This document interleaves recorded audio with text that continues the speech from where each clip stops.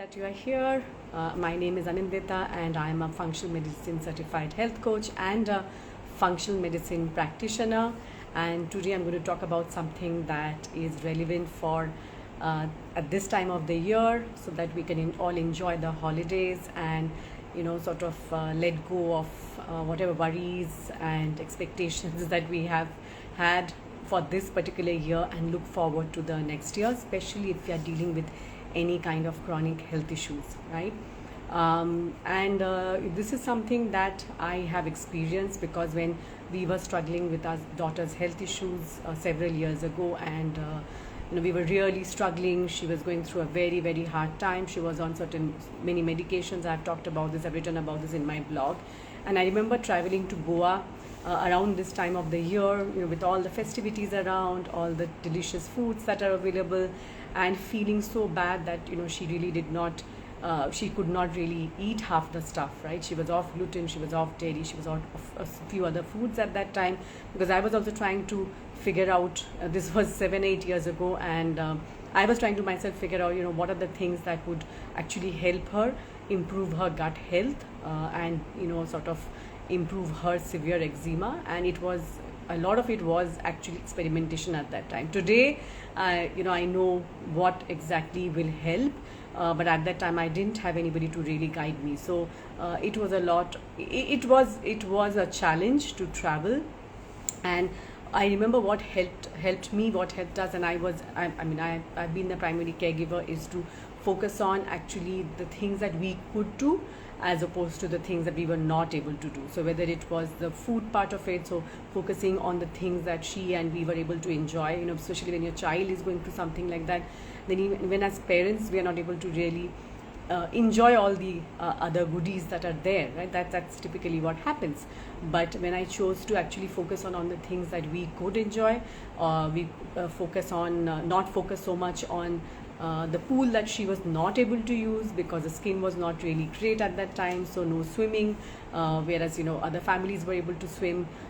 So we found our way, and rather than feeling deprived of certain things, we chose to look at it from a point of view of actually supporting the body's healing process. And this is exactly what I teach my clients in my coaching program, right?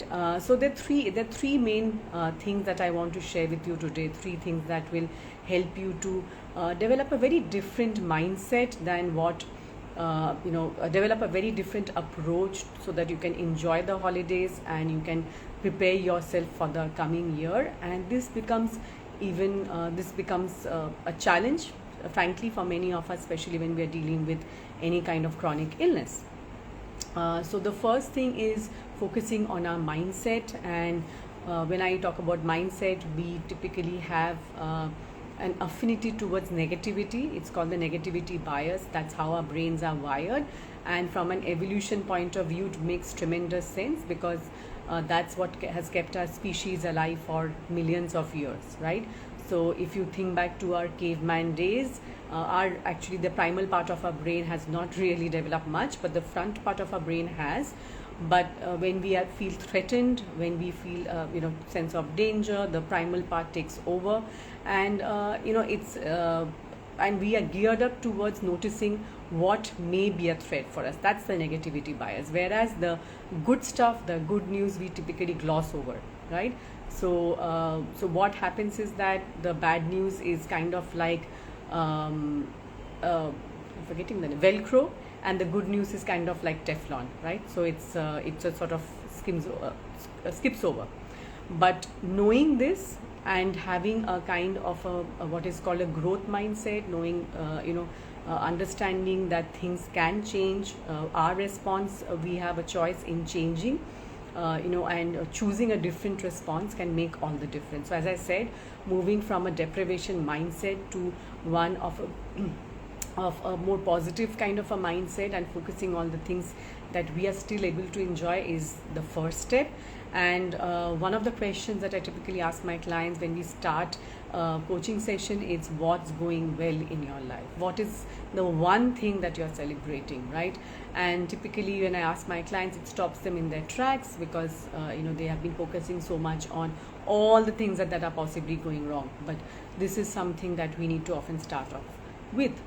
The second thing is that reflecting is important, and this is a good time and kind of a time, because things start slowing down at this time of the year. So reflecting on what's gone well in this year, what's not gone well in this year, maybe in terms of your health, maybe your personal life, professional life. So reflection is an opportunity for us to slow down, right, and understand what are the areas that might need a bit more support, a bit more focus, and what are the areas that have gone really well, and we can sort of celebrate that, and choosing to let go of some of the things that we were not able to really achieve. Maybe we can choose to let go, or maybe we can choose to double down on it the next year. But if we don't take out this time to reflect on that, we will not really know, right? It's only by taking this time to pause that we will understand what areas need our support, and maybe we can ask for help in certain areas, especially if it's our health, and to whom. And this just gives us some time to pause and understand, so that we are better prepared for the year to come, right? So it's I think the pandemic has taught all of us that we might make plans, but it's there's no guarantee that our life will go according to plans. We always knew that, of course, but I think the pandemic really brought it to the forefront. So the first thing that I mentioned is your mindset, right? So that's going to help you to approach the new year with a very different perspective, rather than only focusing on all the things that are going wrong in your life. The second thing that I mentioned is about reflection, right? Reflecting on how this year has been for you in terms of your health, in terms of your personal or professional life. And that's when you will get the clarity as to which are the areas that you might possibly need to focus on in the coming year. And the third thing, right, I'm talking about how you can actually find ways, and I'm talking about 3 very specific ways to not only enjoy the holidays, especially if you're dealing with any kind of chronic illness, but even if you want to sort of end the year on a more positive note and have things to look forward to in the next year. That's what I'm talking about. If you have any questions, make sure that drop in the comments below. And the third thing that I want to talk about is gratitude, right? We hear that word a lot these days, and with good reason. That's our gateway to joy and happiness in many different ways, and appreciating what we already have in our life primes us for all the precious moments that often goes unannounced. Hi Sadika, thank you for joining. Good to see you here. So coming back to the last part, which is the gratitude. This again is a beautiful time to take out some time to reflect on all the things that you're really grateful for, even if you're dealing with many kinds of symptoms, if you're dealing with any kind of other, apart from health issues, any other kind of personal issues. It still will be really helpful for you to take this opportunity, take this time as things start to slow down, to jot down what are the things that you are thankful for, right?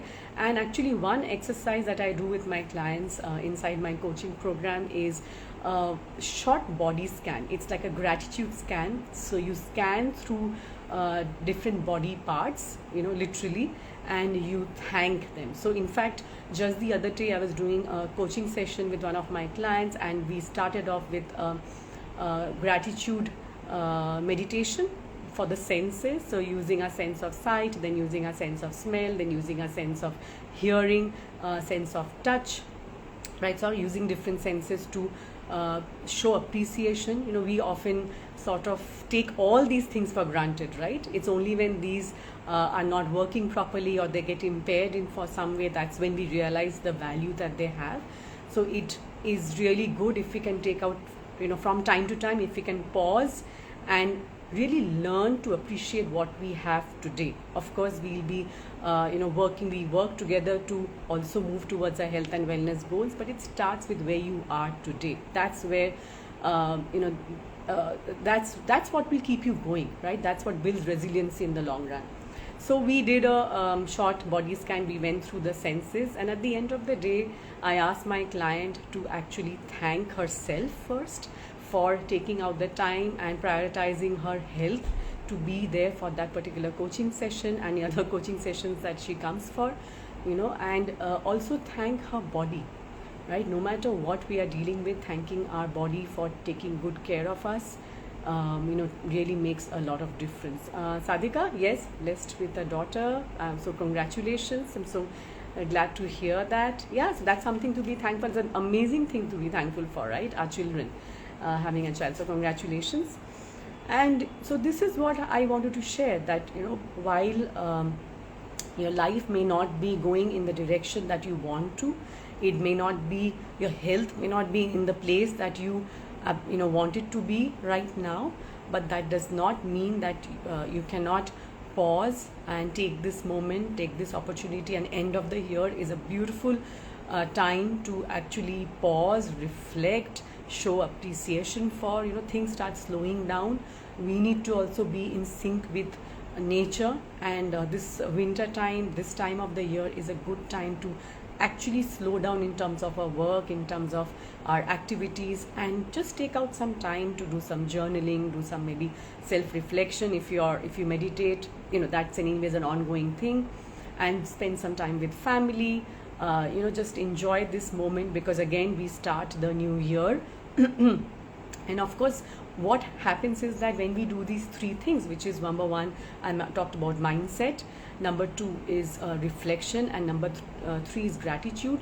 What happens is that no matter what comes your way in the coming year, you have an open mind, you are able to enjoy it more, and you have more resilience to deal with whatever challenges that come, right? Because that's going to happen.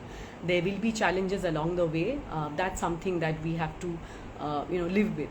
So if you have any questions, just drop in here. If you're watching this on replay, I would love to hear from you. And I want to end with this. I'm forgetting the name of the person. Roger Miller. So he said, some people walk in the rain, others just get wet, right? Some people walk in the rain, others just get wet. I love this quote. I'm a avid collector of different quotes, so that these are all reminders for me to live life in a certain manner that has meaning for me and has helped me to find my purpose, find happiness. It's a journey, right? So it's just leaving you with this quote, so that you can also realize that you have the power to choose your response, no matter to whatever is being thrown your way. You don't have to get stuck in a particular fixed kind of a place from where you can't grow any longer. Sadhika, after my first session with you, opted for health and wellness coach, certified coach, helped me in my marriage and new mother. I'm so glad to hear that, Sadhika. Really glad. I'm so happy for you, and I'm glad I played a small role in your growth and in your life. Love to hear that. Always nice to hear that, right? And I'm sure you will do the same for so many countless others. So anyway, happy holidays. I shall see you in the new year. I shall be back in, I think, the first or second week of January with more content, more news, more inspiration, and more topics. And yeah, we'll be in touch.